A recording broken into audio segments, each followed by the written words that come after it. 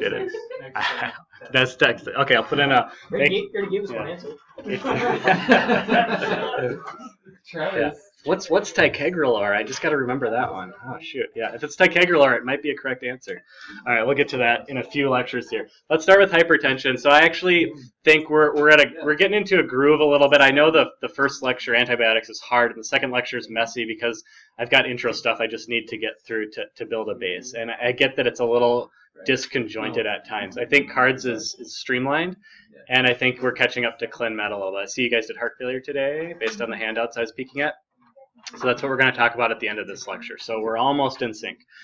I promised we'd get there, and we are close. So let's talk about blood pressure and cardiovascular general meds.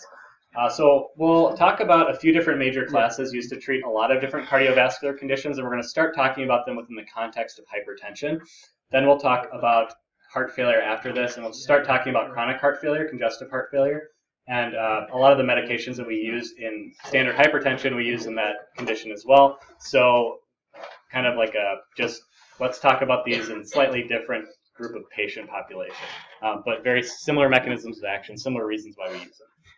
Okay, so hypertension, it depends on what people's guidelines and goals are. The blood pressure generally over 140 or over 90 for a healthy person is considered hypertension. I'll talk about goals and stuff here in a second. And then stricter goals are, of course, an option. A lot of people have a diagnosis of hypertension, and there's probably a lot of people out there that have hypertension that aren't diagnosed with it as well. A lot of people will develop it at some point in their life. Older people, elderly people, just healthy ones who generally don't have any other more comorbidities might just develop kind of a chronic, slow-building, mild hypertension. Usually, the reason why we like to treat this, and I'll show you some of the things that are the problems with uncontrolled hypertension, but 20 over 10 millimeters of mercury increases CV risk for twofold. So it's a huge impact on a person's health if we can keep their blood pressure under control. About 31% of patients will actually have it under adequate control. So it's a huge area of impact we can make as health professionals and providers to make sure we're trying to manage blood pressure as effectively as possible. Okay. So some things to think about. Keeping your blood pressure in goal equals a 45% decrease in stroke, 25% decrease in myocardial infarction, and a 50% decrease in developing heart failure. So huge benefits there. The big thing to think about is when do you catch hypertension? How long has the patient had it before they come to your office? If they're 60 and are already developing heart failure symptoms because of long-treated hypertension, you missed the boat. It's not your fault or my fault. It's no one's fault per se, but keeping people on top of preventative care can have a huge impact on this stuff. Just getting your blood pressure checked every couple of years if you're young or even middle-aged and healthy. All right, essential hypertension represents about 90% of the hypertension out there. It's not really a cause. Some links to obesity, excessive salt intake are two of the things that get lumped into it, but even some of that's a little bit controversial. Secondary hypertension could be due to any of these conditions, medication-induced potentially, but we don't really care about that for the purposes of this lecture. Just know that if somebody does have thyroid disorder, we'll talk about thyroid during endocrine a little bit and how that affects hemodynamics, but it can affect blood pressure as well. That's probably the most common one you'll see. Non-pharmacologic things are proven to be highly effective for controlling blood pressure. Diet. So I had a physiology professor in pharmacy school who was big on sodium doesn't matter type of a concept, and his rationale was that if your kidneys work, they'll filter out all the excess sodium. Well, it turns out that if you do have a lot of sodium over time in your body, it can cause some adverse effects. And I think the idea is it's just the more sodium you have, the more fluid you have, and over 20 years or decades, that just adds up to more pressure in the system and causes hypertension. So do healthy kidneys filter out lots of sodium? Yes. Are young people at risk of hypertension if they eat like McDonald's? Probably not. But if you do it every day for a couple decades, are you at risk? Yeah, maybe. I don't know. That's a little, again, there's a little bit of controversy on exactly how sodium impacts it. But one thing is for sure is that salt limited or salt slightly restricted diets and controlling overall fluid balances is helpful for people maintaining their blood pressure goals once they're diagnosed with high blood pressure. Caffeine intake, chronic caffeine intake can cause hypertension. Exercise, it can reduce blood pressure. Life stressors, the higher the stress, the higher the blood pressure, usually causes your whole sympathetic nervous system to kind of be overreacting all the time, which leads to vasoconstriction and things like that cause increases in pressure. Smoking, ethanol use in moderation is important. Anything over that is associated with negative outcomes when it comes to hypertension. Chronic non-steroidal anti-inflammatory medications. Remember those good housekeeping prostaglandins we have that NSAIDs mess with? Those cause natural vasodilation in our blood vessels. So if we constantly are suppressing them, you get more rebound vasoconstriction, and your body doesn't have that natural source to be able to fight that off. So if you take an occasional ibuprofen for headache, there's no risk there. If you take it every day for chronic osteoarthritis, you might see some effects from that. All right, treatment goals. So the 2017 guidelines came out like right after I did this lecture last year. So all last year's class got the old junk, which is more confusing. So this year, I think it's actually streamlined quite a bit in the newer guidelines. The goal is the same for pretty much everyone. You want to target less than 130 over 80. There used to be all these stratified goals, which just didn't really make any sense. So I like that they streamlined it more for us. There is some controversy still. Some people will say that older patients who are otherwise healthy shouldn't be forced into such a stringent set of blood pressure parameters because it's very difficult to control them. And in fact, the 2013 guidelines said that for people, I think, over 65, or maybe, I can't remember what their cutoff was, but the goal is actually 150 over 90, unless they had other comorbidities like diabetes or kidney disease or something like that. So there's still, I think, questionable evidence, and I'll get to some more of that here in a second. And also for healthy people who might just score higher as risk factors, maybe they have family history, or they might have a poor-looking lipid panel or something like that. That doesn't necessarily mean their blood pressure is going to be affected. So we'll talk about some of those things here in a second. This is off the current guidelines and what our blood pressure categories are. So normal is less than 120. This was a new category added with the 2017 guidelines, this elevated category. There's not a lot as far as what I've read that you do for elevated patients other than monitor them more regularly and recommend lifestyle modification. You could, if somebody is like, my blood pressure is elevated, I'm 128 over 80, that sounds kind of ridiculous, right? Because that seems like a pretty good blood pressure for me anyway when I went through my training. I don't know what you guys think about general blood pressure, but that doesn't sound all that bad to me, but technically that is elevated. And if you had a patient who was interested in taking medication at that point, I'd probably discourage them until you saw some higher readings because it's not really necessary. But it could be a conversation worth having, especially, again, if they have some high risk factors in their family or other things like that.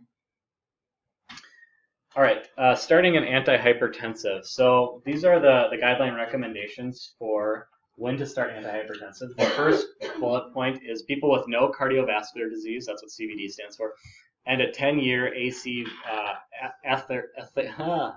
atherosclerotic, I cannot say that word, cardiovascular disease less than 10%. Have you guys talked about the risk calculator yet? A little bit in some class? Good. Yeah. No? Yes? This morning. You did? Okay, good. So that's what that is. It used to be called the Framingham a long time ago, and now it's changed to that. But basically it looks at things like weight, cholesterol, blood pressure, smoking, that type of stuff, and age. So age is a really big component and factor into what this number is. You can have a really healthy person that you plug in all normal values for who's like in their 60s, and they might calculate close to that 10% mark.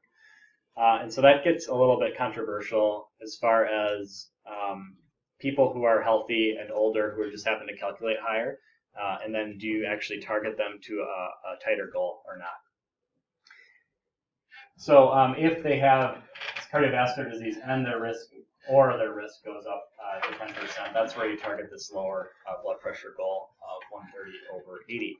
So goal for blood pressure for everyone is 130 over 80, but we really don't treat in healthy people until they get to that 139 part. So that's the thing to remember. It's a little bit confusing, I think. So we really aren't treating healthy people until they're technically into stage 2 hypertension. Other patients we're treating at stage 1 hypertension.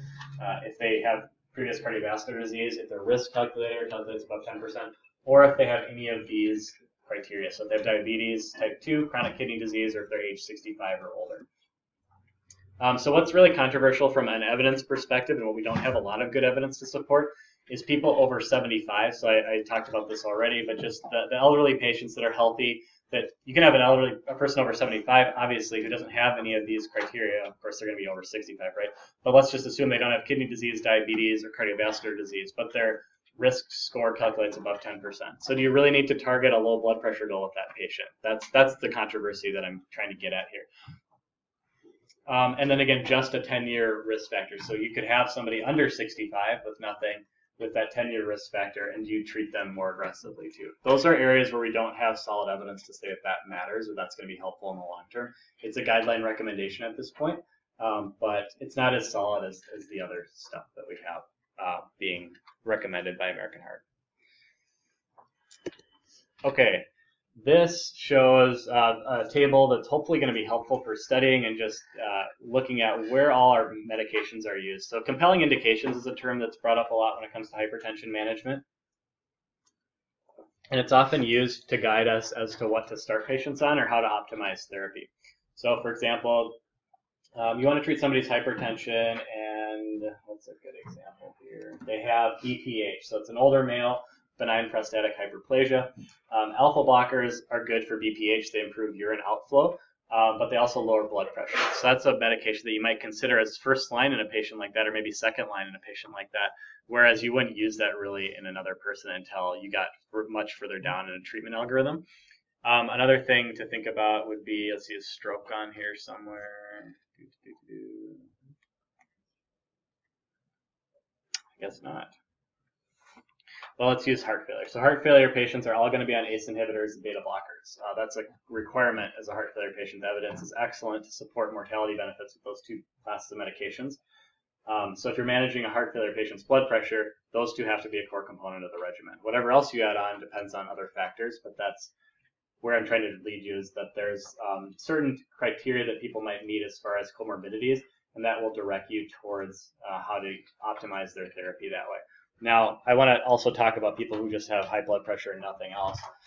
And that's what we're going to focus on with these next slides, and kind of think about that from an exam perspective. So I'll give you cases where there's a person really doesn't have any comorbidities, and we're just starting an antihypertensive. And I will give you some criteria to try and figure out how to guide you, because really the guidelines say you can use any 4 classes of medications first line with equal benefit.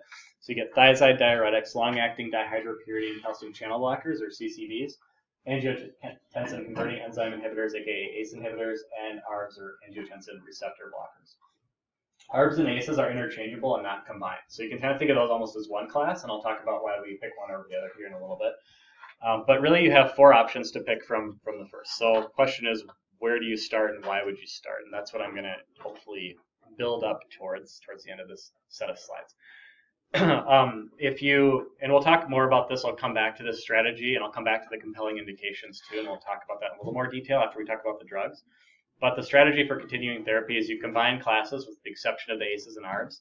You want to mix and match, titrate your dose to its effect or as best as the patient can tolerate it, and then alternate agents. So things that aren't recommended as first line would be things like beta blockers. Beta blockers aren't first line for hypertension without any other compelling indication. They don't make people feel good. People feel like they can't get their heart rate up when they exercise. People feel tired. People feel depressed sometimes on beta blockers. We don't use them if we can avoid them.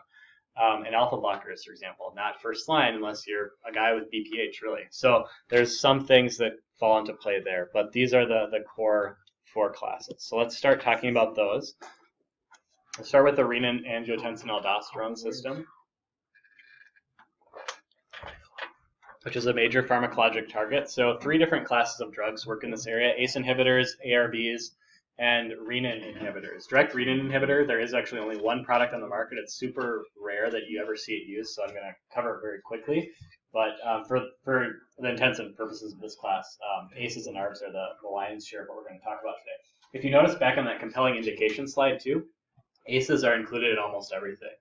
ACEs are widely accepted as having tons of great evidence for any number of conditions, from stroke to heart failure to standard blood pressure to diabetes, and they're renally protective in a lot of patients.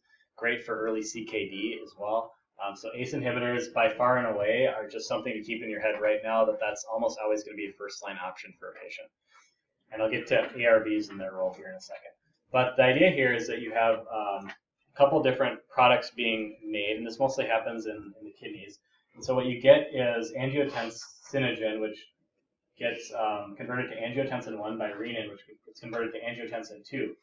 Angiotensin 2 is a vasoconstrictor, and it causes, when it's overexpressed in long periods of time, which happens usually by just stress levels increasing or stress on the vascular system increasing. So that could be by any of those things we already talked about: smoking, caffeine intake, high blood pressure, obviously, sodium intake, things like that can all cause angiotensin 2 to get upregulated. The more you get, the more your blood pressure increases. So if we can stop that process, that's a huge benefit to our patients. So ACE inhibitors inhibit the conversion of angiotensin 1 to angiotensin 2, and that prevents the secondary mediator, which angiotensin 2 is, the one that causes the vasoconstriction, and that's the problematic one. And it prevents it from being converted over as readily. So you don't get as much angiotensin 2 circulating around, therefore you don't get as high a blood pressure. Highly, highly effective set of medications and a pretty simple mechanism of action. There are angiotensin receptors throughout the body and in the kidneys and in other places, and so if we want to work on the other side of it, we can block that receptor. So you aren't stopping angiotensin 2 from being formed, you're just stopping it from interacting with certain receptors, and that's what ARBs do. So very similar, but very slightly different in how they work, and a lot of different evidence and debate among how interchangeable the two are. A lot of times, for what we use in the real world, they're basically interchangeable class-wise. But like for heart failure, for example, there's a lot more evidence, a ton more evidence for ACE inhibitors. ARBs have some good evidence, but it's really not even close to what we see for ACEs. So it's a little bit of an interesting conversation that we'll have later here. Yes? And usually you don't combine the two. Correct. You never combine the two. They've done trials looking at that, and it just doesn't show any benefit. People get increased adverse effects with it. Okay. One other thing I want to point out on this diagram, in case I don't talk about it later, is bradykinin this is a sub thing. So bradykinin is like an inflammatory mediator. So the ACE also causes some metabolism of that. And if you block the metabolism of bradykinin by inhibiting ACE, you have this negative consequence of increasing interaction with the bradykinin receptor, which causes an increase in nitric oxide, which causes some vasodilation. So it is an inflammatory mediator on one hand, but it also has some vasodilating properties, which can actually be beneficial. One of the theories as to why ACE inhibitors are more effective than ARBs from an evidence point of view is because they prevent, I should say, bradykinin's degradation. So you get an increase in nitric oxide release, which is a natural vasodilator. What happens is that you also cause people to have a little bit of inflammation or an inflammatory process going on in the lungs and the pulmonary vasculature, which causes a cough. And that's the biggest side effect with ACE inhibitors. People get kind of this dry, non-productive cough. It happens in about 10% of people. So I just want to point out that mechanism here before we talk about it anymore. Okay, so let's talk about ACEs. Again, first line for almost all of our indications out there. The names all generally end in pril, so they're pretty easy to recognize. And there's some class-related side effects. There really aren't any specifics to remember about the individual ACE inhibitors. So if you see one ACE inhibitor for my exam, you can safely assume that's representative of all ACE inhibitors. I'll talk about some of the differences here very subtly, but most of it's cost when it comes down to it. Some are still brand name. Most are cheap and generic, though. So anyway, dry non-productive cough, 5 to 10% of patients. Angioedema, less than 1%. This is one of the biggest fears of giving somebody an ACE inhibitor, is that they get this kind of catastrophic inflammatory response that can cause airway swelling, throat swelling, and possible death in some patients.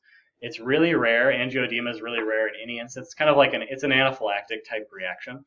And so the problem with ACE inhibitors is they're probably arguably one of the most common medications taken in the world. So the fact that angioedema occurs frequently on ACE inhibitors is just a factor of that they're used so much. So if you have a medication that 20 million people take every day, you're going to see this reaction a lot more than on a medication that 20,000 people take every day, right?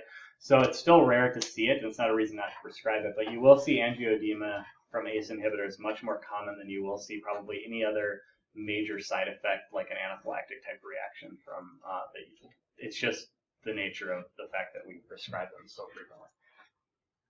And I'll talk about how we get around that here in a second. or what we can do in people who have had that reaction. Renal dysfunction. So I just said that they're renally protective, and they are, but in people who have poor kidney function, they can be problematic, and people with acute kidney injury or who are really dehydrated, they can exacerbate the problem. So there's a balance there. I'm not going to talk about that too much here. We're going to get to it more when we talk about renal. So I'm going to get back to ACEs and talk about diuretics a little bit more during that module. But we'll touch base on that here. Hyperkalemia, they can transiently increase potassium, not usually substantially. And they can transiently increase BUN and serum creatinine, but again, not enough that matters a lot. Beneficial effects, so we talked about suppression of angiotensin II, decreased bradykinin degradation, and overall, if you can get over the cough and you didn't get angioedema to them, you're probably going to tolerate them extremely well. And again, they're highly effective medications. These are the ACE inhibitors on the market right now. I put the brand names in parentheses. Lisinopril is the most commonly used. It's once daily dose medication, although its half-life is only about 17 to 18 hours, so some people will say it should technically be dosed twice daily to get continuous coverage. I feel like we had our heart failure group we had a provider, a couple providers in our heart failure group that were really big on that for a while, and then they left to go somewhere else, bigger and better things, like Cleveland Clinic, and now no one does that anymore. So I don't think anyone really cares, and there's no evidence to say lisinopril BID is more effective than once daily, and certainly for regular hypertension, once daily is fine. It's one of the reasons why lisinopril is so popular, because it's a Q-day med. Captopril and enalapril are more frequently dosed. Enalapril is one you'll see in a lot of clinical trials. If you read like heart failure trials or anything like that, enalapril tends to be the one they use. So some people will get really nitpicky on this and make the argument that, well, we can't say lisinopril is that beneficial because they used enalapril in the trial. It's like, come on, give me a little bit of a break here.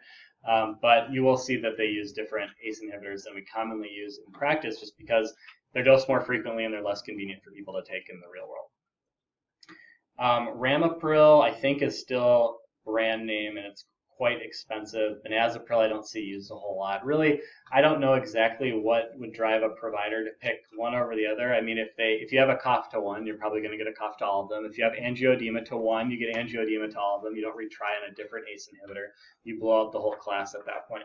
So what I'd really say is maybe some of them might be slightly more potent. There might be an argument there. And so if you are on a high-dose lisinopril, getting some response, not working, I don't know, maybe you try ramipril and see if that has an advantage, although I think there's it's pretty weak ground. So anyway, I don't see a lot of reason to go outside of lisinopril, and in the general population, 95% of the people you see on ACE inhibitors will be on lisinopril. Well, I said I wasn't going to talk about this, but I guess I do have this on here. So, well, again, we'll come back to this during kidneys, but just a couple problems, first of all. Let me talk about the diagram first, and then I'll talk about pregnancy and other things. But so in the glomerulus, you have afferent arteriole bringing in blood flow and the efferent arteriole bringing it out. And what happens is if you have ACE inhibitor treated patient, you get a dilated efferent arteriole, so you don't get as much ability to build pressure in the glomerulus like you would if that arteriole was either constricted or just normal, I guess. So the thing that can happen is if you have no pressure on this side and you decrease either the blood flow to this side or you vasoconstrict this side, like for example, nonsteroidal anti-inflammatory medications like ibuprofen, they actually cause constriction on the afferent side. And if you constrict one side and dilate the other side, you get no pressure, and that can cause kidney damage. So the reason why I'm pointing this out is that's one of the things to remember about prescribing ACE inhibitors to people. Regular NSAID use can be problematic, but usually you have to have a dehydration status on board too.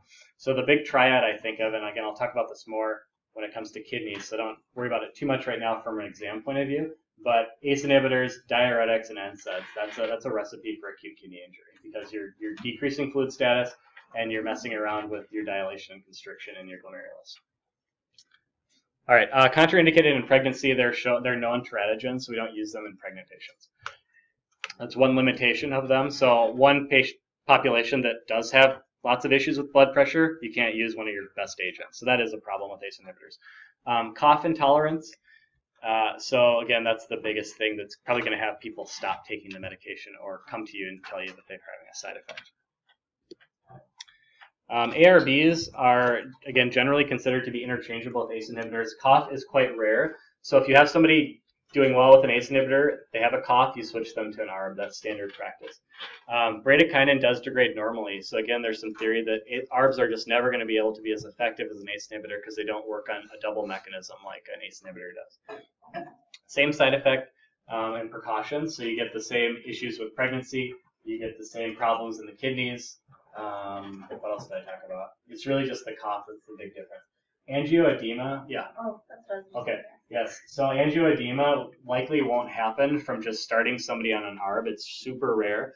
It is possible, though. There is about a 10% theoretical cross-reactivity with people who have had angioedema on lisinopril or another ACE inhibitor. So that means that that's high enough that we aren't comfortable with, so we don't switch people who have had angioedema on an ACE inhibitor to an ARB. It's just not done. Too high of risk of harm. They don't seem to cause as much of a transient increase in potassium or BUN serum creatinine. So you have patients that are kind of on the border. They might be slightly better in somebody like that. And they do have some decent evidence with diabetic neuropathy patients. For some reason, they don't seem to exacerbate that condition as much. It might be more renally protective for diabetic patients. Again, not a reason not to prescribe an ACE inhibitor to a diabetic patient, but something to just talk about. We don't use them in combination, as was said earlier. The names end in sartan. They're really easy to remember, just like the ACE inhibitors. More data is available for ACE. I talked about this, almost all the data out there. ARBs are generally a newer class of medication in the grand scheme of things. ACEs have been around for decades longer than ARBs, so that's why we have so much more evidence for them. Losartan is the oldest ARB. It's probably the least potent out there, and it's the most commonly used because it was the first one that went generic, so it's been the most affordable one. And valsartan is a slightly more potent one that came out after Cozar, and Diovan is now generic too. So you can get generic valsartan for relatively cheap. So I think we've seen a shift where everyone was probably on losartan, and now we're seeing more valsartan being more commonly prescribed because it's covered by insurances. The rest of these four, they could be used. They're all expensive. So whether you can get an insurance to pay for it or not, how you can justify that you need that medication, that's always been a little bit baffling to me. Maybe you'll come across a patient like that, but I just don't see how you could run into a patient that has failed both of these and really need to try another ARB. I don't see that scenario playing out, but you do see patients on these occasionally. So I don't know. I don't know if they get started on samples or something like that. I assume that's how some of this happens, but you never know. All right, your direct renin inhibitor is Aliskiren or Tecturna. It's the only renin inhibitor on the market. It's a once daily dose medication. Similar effects on hypertension as our other drugs, and also similar adverse effect profile. We don't use it in combination with an ACI or an ARB, and not to be as beneficial as an ARB and to cause more side effects. So there's not really good data associated with this. The place and role in therapy is not well established. Where this medication does come into play, and I probably should have a bullet point on here, is with angioedema. So it's still controversial whether you can give somebody one of these medications if they've had angioedema on an ACE inhibitor, but in patients who are with heart failure or other significant conditions where we think ACEs will have a high benefit, the idea is it's better than nothing, and it might be worth the risk of a low % cross-reactivity versus not giving them anything at all. So it's a benefit outweighs risk scenario, and it's kind of a provider-patient specific conversation to have. But this one could theoretically be an alternative to that. Talk about another alternative for, well, actually that doesn't even apply. So anyway, disregard what I just said. Yes? So I'm just like trying to picture a way to use it besides using it as an alternative to angioedema. Is that basically You the don't. only time Yep. Okay. Yep. If you ever see somebody on it, they probably got a severe reaction to an ACE inhibitor. Or they switched to an ARB and they still were coughing for some reason. Yeah. Yeah, it's super rare to see it. If you work in a big cardiac center, you might see it occasionally, but it's not a common med. Which is why there's only one of them on the market. No one wants to make another one. It's not profitable. Aldosterone antagonists, I'm going to really skim through this because we're going to talk about spironolactone a little bit more with heart failure. Aldosterone antagonists aren't really used for hypertension, so they don't really fit into this lecture per se. But they do function in the same system, sort of. Aldosterone has some role in the renin-angiotensin-aldosterone system, right? It's all kind of connected in how it works. Aldosterone antagonists are also known as potassium-sparing diuretics, so sometimes you'll see them coupled with thiazide diuretics, which can waste potassium a little bit over time, and I'll mention that again here. But that's where their role would be in in essential hypertension. You aren't going to see them used as monotherapy agents. The thing is, you don't get a lot of diuresis with them unless you give really high doses, and they tend to cause some side effects too. They also mess with potassium and water excretion to a point where they can cause electrolyte disturbances at high doses. The advantage of them is that they block effects of aldosterone on arterial smooth muscle, which can have some cardiovascular remodeling properties. So that's why they're really good in heart failure. As a hypertensive agent, we don't have any use for them, generally speaking, other than to retain a little bit of potassium. And even that might be a little bit debatable. Spironolactone is the most commonly used one. Eplerenone is another one that you'll see as well. Side effects, biggest risk is hyperkalemia. They do retain potassium, so that's something that you could possibly see, especially as renal function goes down. K usually bumps up. And gynecomastia in male patients is about 10% incidence, so that's something that a lot of patients might stop taking the medication because of. Again, we're going to talk about spironolactone more during heart failure, so put this one on pause. This will not come into a hypertensive algorithm for treatment, so we don't use it for that. Okay, let's talk about diuresis. Again, I talked about this a second ago, but we're going to go through all these mechanisms again during renal, where it comes into play a little bit more in depth. So I'm going to go through it pretty quickly and talk about it mostly as its role and how we use them for cardiovascular conditions. But thiazide diuretics have been probably around the longest time for any of the major 4 classes that are still first line per the guidelines. The one that's been, well, actually I'll get to that in a second. There's 2 major ones on the market anyway. I'll talk about that in a minute. But the doses have decreased over the years. You used to use really large doses of thiazide diuretics. They've kind of slowed down. I think a lot of the evidence shows pushing the dose on a thiazide doesn't really give you benefit. You get quite a bit of diminishing returns once you get above like the starting dose really.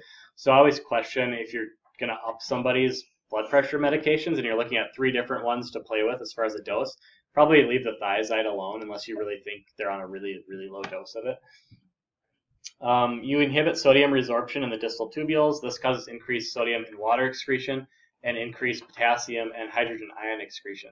You also can get some calcium retention, which can be beneficial for osteoporosis, but can also cause kidney stones. So that's one of the side effects of a thiazide diuretic.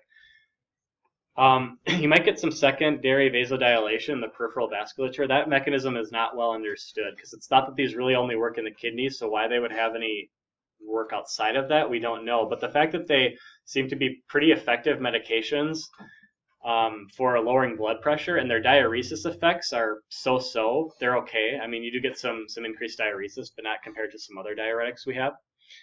It leaves a big hole in their mechanism as to what exactly they're doing. So they likely have some vasodilation properties in the peripheral vasculature. Again, receptors and how that all works, we don't fully know. Biggest adverse effect when it comes to prescribing thiazide diuretics or hypertension or anything, urination frequency. So these are going to cause people to urinate because that's how they work. So that's really important. I'll just give a quick anecdote here. One of my technicians I work with, she had just gotten diagnosed with hypertension, and she was complaining to me about how she's like, gosh, I just have to go to the bathroom again. And I'm just like, well, what's going on? She's like, well, they just put me on this new med for blood pressure. I'm like, is it hydrochlorothiazide? And she said, yeah. How'd you know? I'm like, because that'll cause you to pee a lot. I'm like, why on earth did they do that? I mean, this is a person who stands on their feet for 8 hours a day and doesn't really have access to go to a bathroom at their leisure sometimes, busy pharmacy environment. So not a good choice for that patient. So I would say that, yes, this is a first-line guideline choice. Personally, if you prescribe it to me, I'd tell you to pick again. Yes? Is that also prescribed like fingers? We're doing a lot of like higher altitude. No, that's acetazolamide. Is it in the same family? It's not. So that's a carbonic anhydrase inhibitor, which I mentioned very briefly during glaucoma, yeah, no, it's okay. I didn't really talk about it a lot for that reason, and that is a side thing that they do. I don't think I bring that up ever again. So good point to make. Yeah, if you treat people who are going on it modifies the way your body processes CO2, so you don't accumulate it as fast. So if you're in lower oxygen environments, it can be beneficial. It is a diuretic, and it does have diuresis effects, though. So I think, is it on here? Yes. Here, carbonic anhydrase inhibitors. So within the filtration process, they do have a role here. So you do get some diuresis with it. They're weak diuretics, but they are diuretics. We don't use them for blood pressure or heart failure or anything else, though. Okay, other than that, side effects, you don't have a lot else going on with thiazides. I have this thing called the All-Hat trial here. Have you guys heard of the All-Hat trial? I never brought that up. The All-Hat trial was a landmark trial that compared a number of antihypertensive medications, and the reason why is that there are some newer drugs out, specifically like newer ARBs, calcium channel blockers, that were expensive. So whenever that happens, somebody will publish a trial that says, let's look at the old drug and see if these are actually better, right? Because you want to know that as a practitioner, hopefully. And they found that low-dose thiazide was as successful as amlodipine or lisinopril at lowering blood pressure to goal. So that was a really big trial, really, again, landmark trial in hypertensive, which has been one of the reasons why thiazides have stuck around for decades as a first-line antihypertensive regimen. All right, two drugs, hydrochlorothiazide and chlorthalidone, are the ones you're going to be using for hypertension. There's some debate over these. Almost everyone you'll see is probably on hydrochlorothiazide. It's commonly used because it's pretty well tolerated. It's dosed anywhere from 12.5 to 50 milligrams. No doses on this exam, by the way, so this is just for your information. And by I said no, I mean N-O, not K-N-O-W, so just to clarify that. Spelling it for the recording. Okay.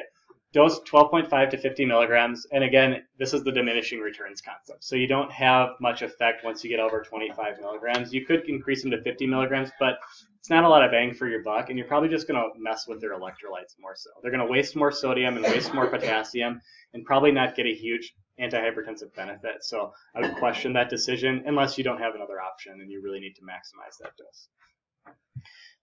Chlorthalidone is interesting because it was one of the ones, I think it was the major drug that was studied originally, like in the All-Hat trial and in a number of the other trials that said thiazide diuretics are so good for lowering blood pressure. So there is some controversy because it's a much more potent diuretic than hydrochlorothiazide. So this is a double-edged sword because on the one hand, you've got a more potent diuretic that's likely more effective at lowering blood pressure with chlorthalidone, but at the same time, it also lasts a long time. So you've got about 24 to 72 hour half-life versus 6 to 12 hours, and it wastes a ton of sodium. I've seen at least, well, okay, this is over a multiple year career, and it doesn't happen that much. So I don't want to make it sound like this is a common side effect, but I've seen at least 3 cases of people basically on the borderline of psychosis because they're so hyponatremic, and it's directly linked to chlorthalidone being started.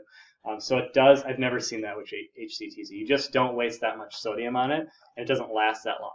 Chlorthalidone is much more potent. So if you're looking for a little bit of a bump in the effect, you're certainly going to get it with chlorthalidone. The question is do you have the monitoring parameters in place? If you start somebody on chlorthalidone, I'd definitely make sure you're checking a sodium level relatively soon.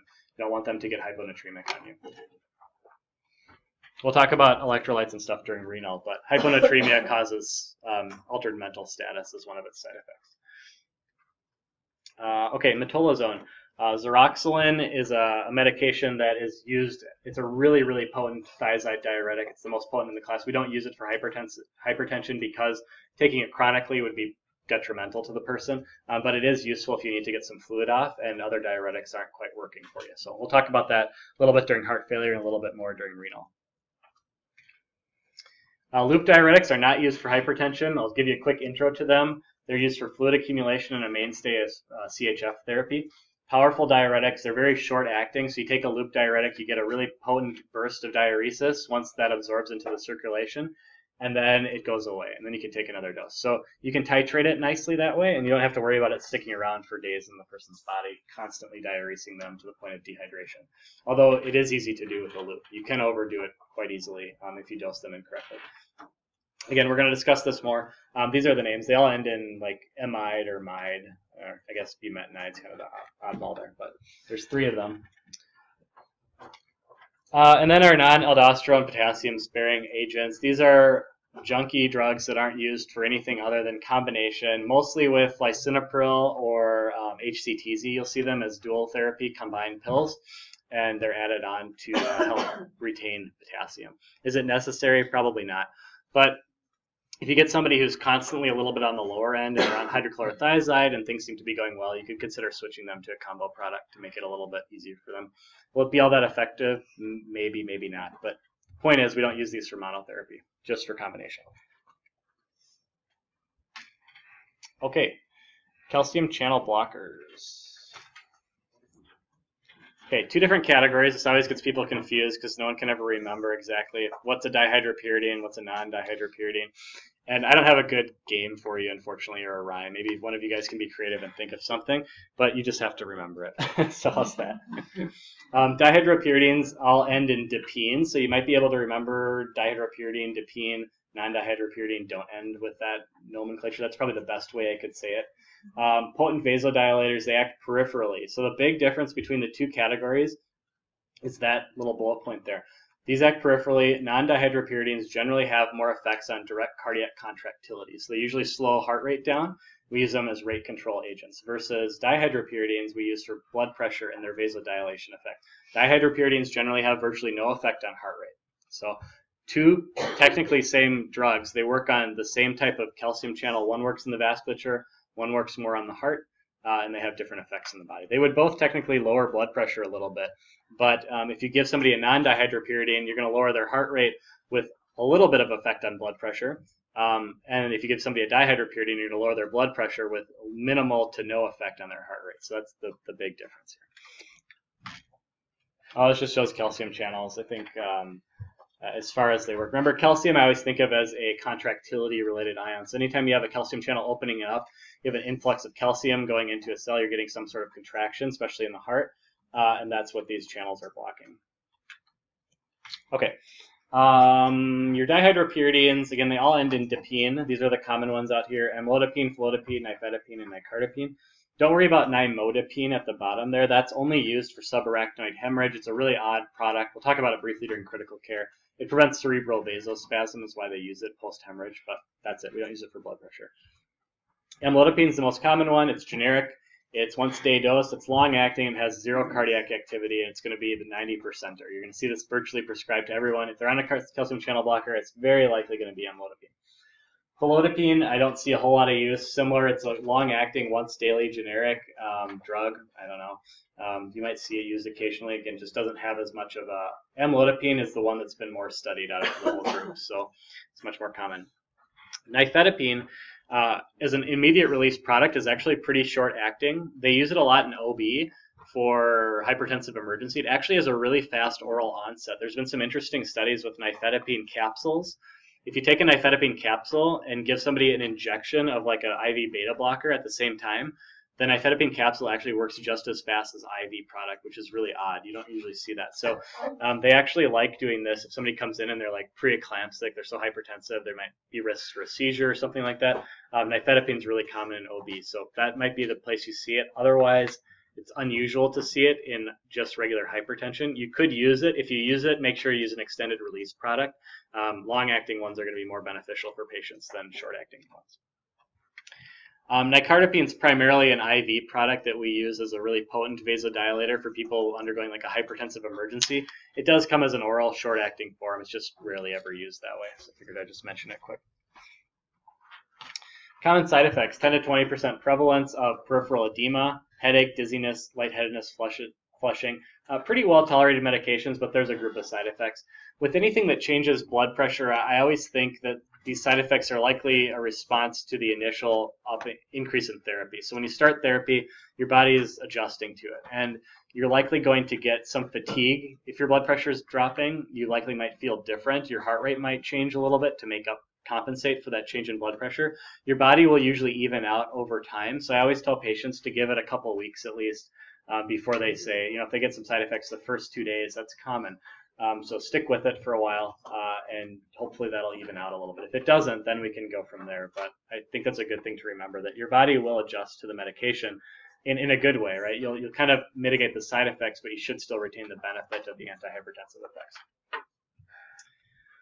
effects. Using in heart failure is generally not recommended for calcium channel blockers at all. And I'm going to talk about why that is with heart failure in general. But you almost never, based on the medications that heart failure patients are going to be on, like ACE inhibitors and beta blockers, you almost never need additive antihypertensive medications. So there's really no role for these in heart failure. There is some evidence that some of them cause negative mortality benefits. Or increased mortality, I should say. And so, anyway, I don't want to talk about that any more than that. It's just you aren't going to come into a situation probably where you need to prescribe additional blood pressure medications for heart failure patients. So leave it at that. Metabolic, these are some of these are highly CYP3A4 metabolized, so anything that interferes with that, you might want to dose reduce your amlodipine or watch out because you might get additional antihypertensive effects or increased side effects with that. Most calcium channel blockers, while not extensively studied in pregnancy, I just talked about one that's used extensively in pregnancy. It's still category C. So we'll talk about pregnancy categories next summer, actually, and what those all mean. But basically, it means there's not a lot of evidence to support using them in pregnancy. A lot of what we have for a lot of pregnant conditions is anecdotal anyway, so it's not like it's a big deal. But just in case you're wondering, if you look that up and you're like, oh, Chad said you can't use these, you actually can generally use calcium channel blockers in pregnancy with minimal toxicity to the fetus. All right, non-dihydropyridines. I'm going to come back to this during arrhythmia because these are much more used for rate control, especially diltiazem. It's a great drug for lowering heart rate, especially for like an AFib patient or something like that. That's probably its main role. It will have some antihypertensive effects, but again, minimal compared to the drugs we just talked about. Verapamil is a little bit more broad spectrum, if you will. So it decreases heart rate, but it does have a more profound effect on blood pressure than its cousin diltiazem. So it's maybe a little bit more of a hybrid. If you think of diltiazem, it's like pure heart rate, no blood pressure. Your dihydropyridines is pure blood pressure, no heart rate. Verapamil kind of lives in the middle with maybe a skew towards the heart rate side of things. Diltiazem, almost always used. Verapamil has cardiac and peripheral effects. It has all these other junky effects that aren't valuable to most people. Where I see verapamil used occasionally is in treatment-resistant hypertension. So somebody's been on a lot of things, not working, they might try verapamil. Other places I see it used, migraine prophylaxis, it has an indication for that. So some other areas you might see verapamil useful. But as a cardiovascular med, it's limited in a lot of cases.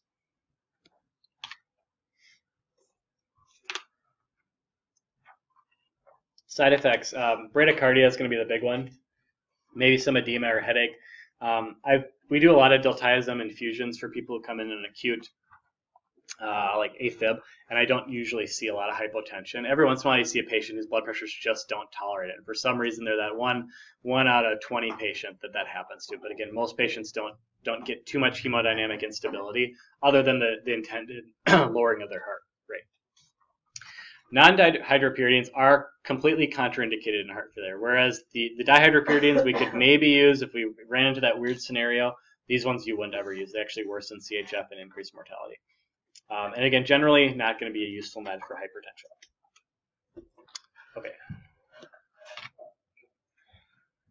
All right, let's talk about beta blockers, and then we'll take a quick break. So beta blockers are not, so we've covered our first line agents, right? We covered our ACE inhibitors, our ARBs, calcium channel blockers, and our dihydropyridine calcium channel blockers, and our thiazide diuretics. So there's your 4 essential hypertension medications that you can choose from for first line patient and be within the guidelines. Now we're getting a little bit outside of that. Beta blockers also have a nice nomenclature to them. They're very easy to recognize. They do have a lot more fluctuation in what they're used for within the class. So I'm going to focus on the ones you need to know. Fortunately, I don't think it's that hard. For example, for heart failure, there's only 3 beta blockers that are approved for use in heart failure, where there's like 12 beta blockers that exist. So that makes it a little bit easier, I think. And then there's like 1 beta blocker called sotalol, which actually is an antiarrhythmic too. So there's some with some various different uses here and there. But propranolol was the oldest beta blocker, the first one invented. It's a non-selective beta receptor antagonist. And so it's not really used all that much anymore, because usually what we're using beta blockers for is direct cardiac effects. We don't want them messing with the lungs. We don't really want them doing anything else. I'll talk about propranolol actually with some psychiatric applications next spring, because it has some roles there with anxiety. Like just to give you a hint, sympathetic response, you get like, let's say a PTSD patient has really bad flashbacks. And that triggers, they hear a loud noise and think a gunshot or something. It triggers some sort of mental response that jacks up their sympathetic nervous system. Beta blockers and alpha blockers can be used to keep that from overreacting, kind of put a lid on that. So that's where we use these drugs actually a lot more nowadays, the non-selective ones. Now the selective ones have a lot more interesting applications.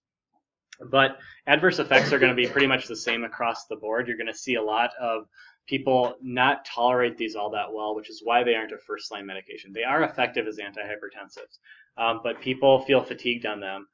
They can cause psychiatric effects like mild depression. They can cause impotence in both men and women. Bronchospasm is possible, but more so with a non-selective agent, so like propranolol affecting beta-2 receptors as well as beta-1 receptors is going to be much more likely to cause something like a bronchospasm reaction, whereas like metoprolol is a cardioselective one, which probably won't cause that same effect. Here's all the beta blockers out there. When I first started in pharmacy, I was in high school and I worked as a technician at a small retail pharmacy, and everyone was on atenolol and lisinopril, like everybody. That was the primary blood pressure regimen at the time.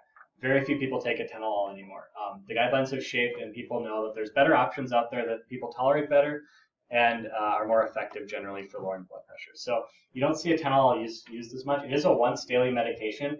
If you were going to prescribe a beta blocker for essential hypertension, and so this is assuming somebody's on all your other classes, or at least a couple of the other ones, and you think, yeah, this person could benefit from a beta blocker. They have kind of a borderline high heart rate, maybe. Atenolol is a good choice. It's once daily, it's convenient to take, and it's relatively effective. It does require renal dosing, so that's one of those problems. The ones that I see most commonly are carvedilol, metoprolol. Those are by far and away the two most common beta blockers prescribed. These are the two also that are approved for heart failure. So that's a nice thing to remember. It's pretty easy. The one caveat being metoprolol is only approved for heart failure in its extended release formulation. It is not approved for heart failure in its immediate release formulation. A little bit of a difference there. Coreg or carvedilol, you could use either its extended release or regular release in heart failure. So that's the big difference. I'm not going to test you on that. I just care that you know metoprolol versus carvedilol. But just remember that for practice. If you work in heart failure patients, you'll learn that pretty quick, but know that that's a big no-no to prescribe IR metoprolol to patients with heart failure. We talked about propranolol a little bit. Let's see, what are these other ones? Sotalol is the antiarrhythmic here. Bisoprolol is the other one that's heart failure approved. It's not as common, but it is an option. Esmolol, it's an IV-only medication, so you can cross that off your list for this exam. Labetalol, I'm also not going to test you on labetalol for this exam either. We'll come back to that during OB. It's a really popular medication for hypertension in pregnancy. Not to say you can't use it in non-pregnant patients, but it's got a lot of good data in pregnancy, and that's where you'll see its applications from an oral ingestion perspective. It's an IV fast onset medication. So if you work in critical care or hospital care, you're going to see this as a commonly used medication to get people's blood pressure under control fast using an IV product. It's really popular for that choice. Again, we aren't going to talk about IV or emergent hypertension for the exam, just chronic for this exam. Yes? When I worked on the message floor, we did a lot of sotalol trials. Why do they admit sotalol? So we'll talk about that during antiarrhythmics, but it prolongs QTc interval, and it can do that in certain populations, and actually you could get a life-threatening arrhythmia if you aren't monitored, so that's why you have to be monitored when you start some antiarrhythmics. Nebivolol is another new one that is marketed as increasing nitric oxide release. Remember, nitric oxide is part of that bradykinin, increasing bradykinin's ability to produce that. It has some positive effects for ACE inhibitors. That's the same concept here, although it's some sort of different mechanism. Why it is and whether that's actually true, I don't really know. I don't see a lot of people on it. But again, metoprolol, carvedilol, those are going to be the big ones for real life and also for this exam. You can't really go wrong prescribing those. And I should just point this out. You don't have to have heart failure to have those medications. You could prescribe carvedilol as an antihypertensive agent if you wanted to. There's nothing wrong with that. It's just more commonly used in the heart failure population. All right. Got my little, I like this diagram, it's funny. So you've got the old guy with he doesn't have any selectivity, and then you've got the young guy, and he's atenolol, the old guy's propranolol. The young guy's atenolol, he's beta-1 selective, and this guy's carvedilol, carvedilol is actually not a selective one. It's somewhat beta-1 selective, but it's got some other things to it too. But it also has some alpha activity, which is maybe one of the reasons why it's preferred in heart failure, because it's thought to have some more remodeling by having some alpha blocking activity and decreasing vasoconstriction, which has some effects on things like preload and afterload on the heart. So anywho, that's my fun thing for the day. We'll talk about managing, and then we'll get into heart failure a little bit more. We'll touch base on maybe the first 20 slides of heart failure after a break. So let's take a 5-minute break and come back at like 4:40. Or only doing half of heart failure. Half of heart failure. Yep. We'll stop at the Okay, so let's put some of this together a little bit and talk about actually how do we manage some of this and conditions and things like that. So just to repeat what I said earlier briefly, mix and matching classes is really the strategy here. So the idea is with essential hypertension, you take your 4 primary classes minus, well, actually 3, right, because ACE and ARBs are 1. So you're going to be on one of those, and then you add the other 2 as needed. So how you do that is up to you. You know, if you want to go with a diuretic second, if you want to go with a calcium channel blocker second, I would recommend an ACE or an ARB probably as a first line for anyone, even essential hypertension. I don't think there's a great reason in my book to start somebody on a diuretic right away just because of the side effect profile. Calcium channel blocker side effect profile also has a little bit more so, I'd say, than an ACE inhibitor and ARB. ARBs probably have the best side effect profile out of all 4 classes, best tolerated medication. So could you lean towards that direction for first line? Sure, I think that's reasonable. Like, I think if you diagnosed me with hypertension and told me to take something, I'd probably pick losartan just because it seems from the evidence to be the best tolerated one out there.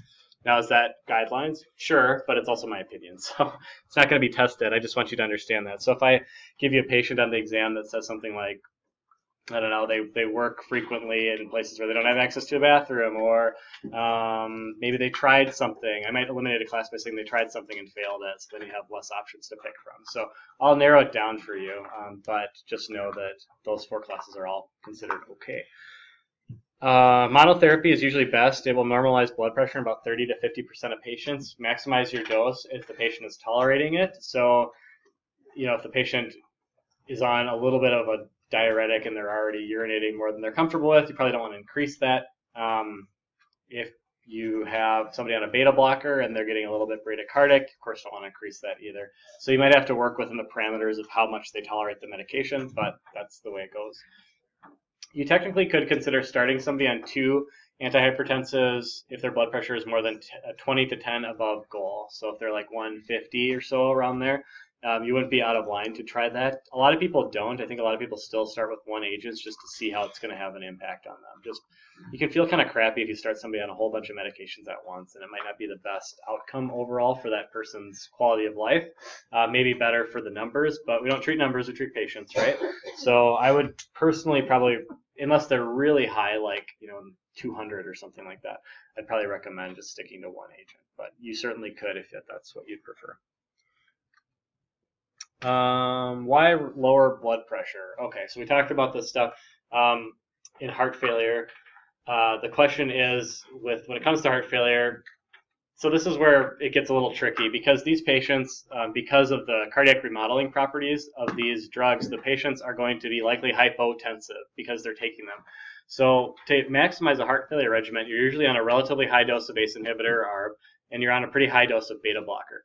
So with those 2 things in mind, a lot of patients can't tolerate anything else above that from a heart failure perspective. So just by being on a standard heart failure regimen, they're likely at goal blood pressure. Now, if they aren't, you could consider maybe monkeying with the doses or things like that.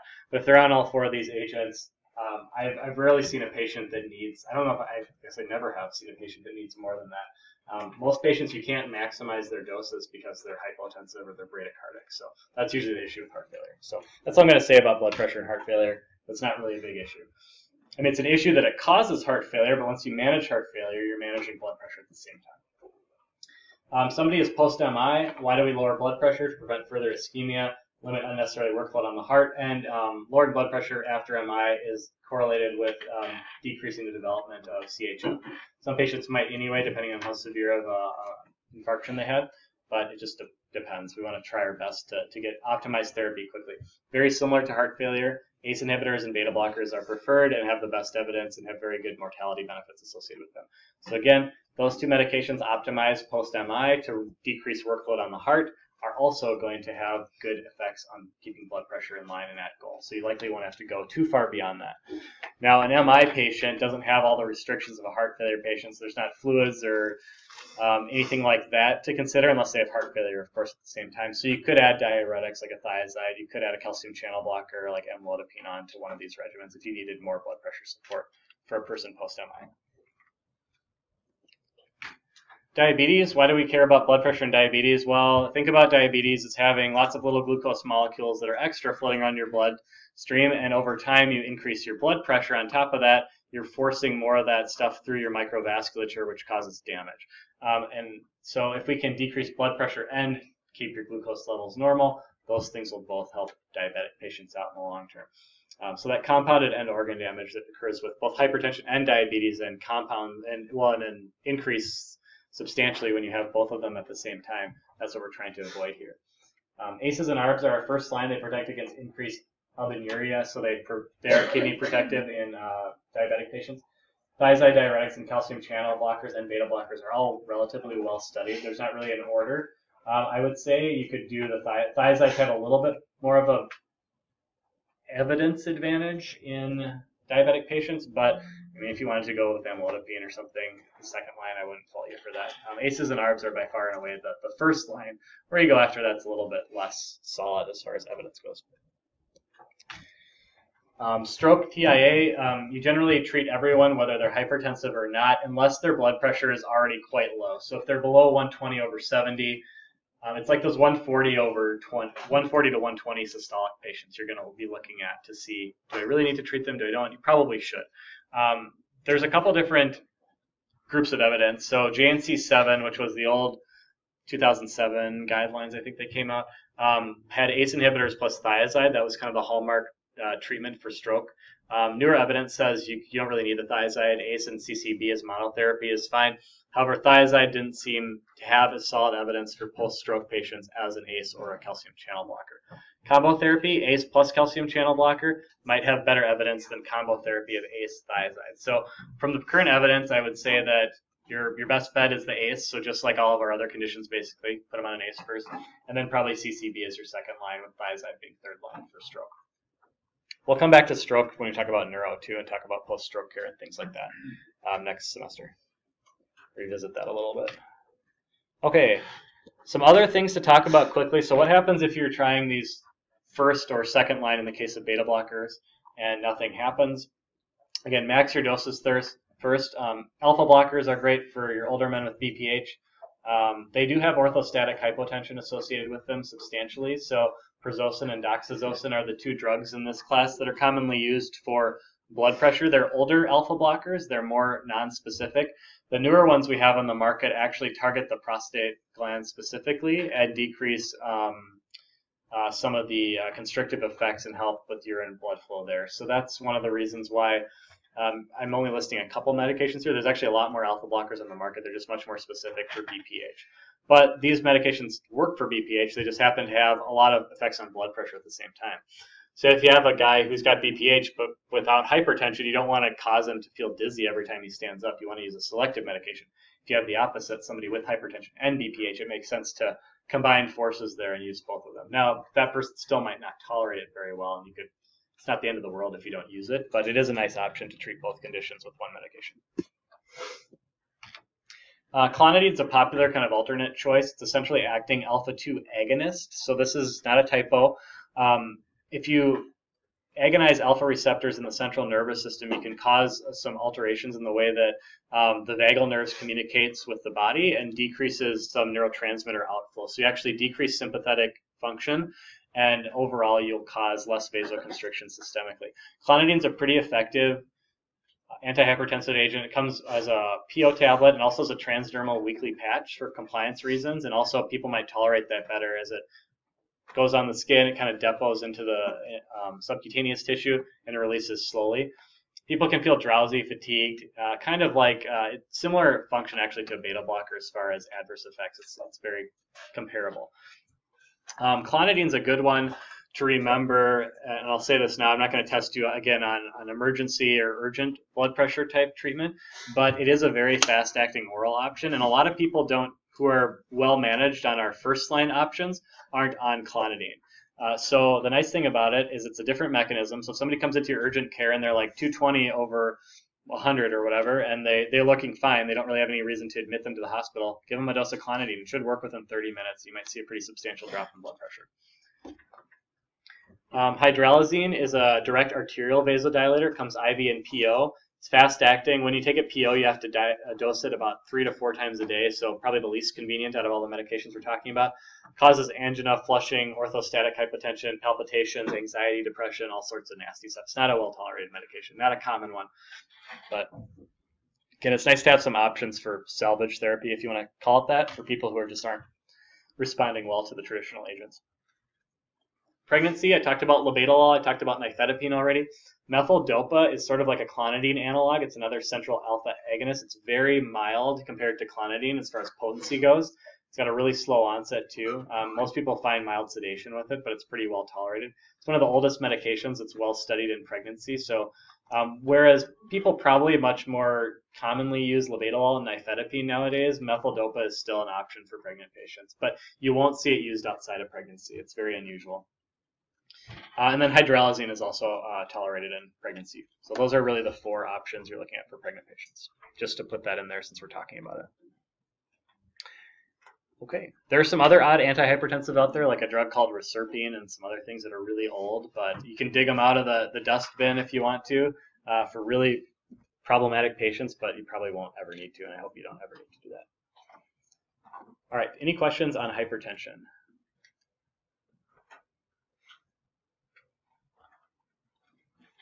Okay, let's talk about heart failure. So again, we'll just do the first part of this. We've covered all the drugs already with the exception of a couple of them, so we'll move pretty quickly. Talk more about how we use them to treat these patients. Oops, let me switch my, sorry, I gotta switch my lecture here.